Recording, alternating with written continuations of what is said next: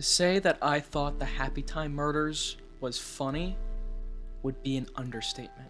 This film came out in 2018 and it's still being talked about today. While it is controversial, I happen to think The Happytime Murders is a brilliant film. Meticulously crafted, wonderfully acted, with some great puppet work, and a really funny original sense of humor. This film is directed by Brian Henson.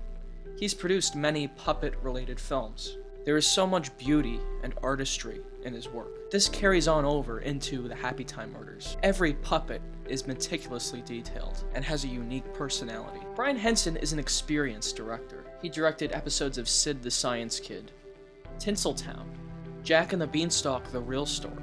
And as someone who's watched all of his work, because I'm a huge fan of him, you can see his trademark style throughout the Happytime Murders. Homages can be seen to Alfred Hitchcock's Vertigo. You can see in this scene, the framing is very similar. The color is if you look at the color, there are subtle references as well. Figures you'd be in the center of this shitstorm.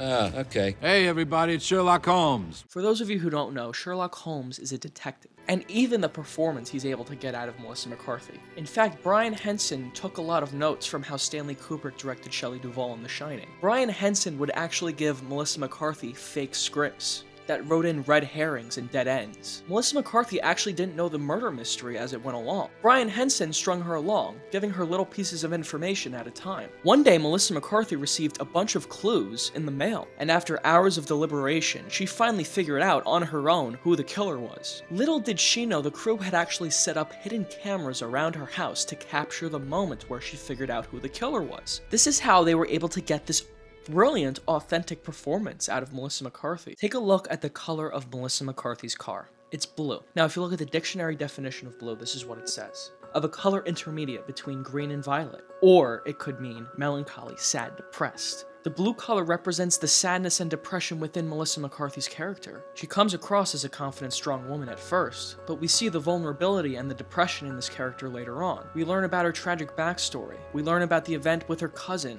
where he tried to strip her in that pool locker room. And all of this is communicated just by the color of her car. This is why Brian Henson is such a great director. In her, we see our own insecurities, our own desires, reflected back at us through that metallic blue paint. You know, sometimes we all feel a little blue.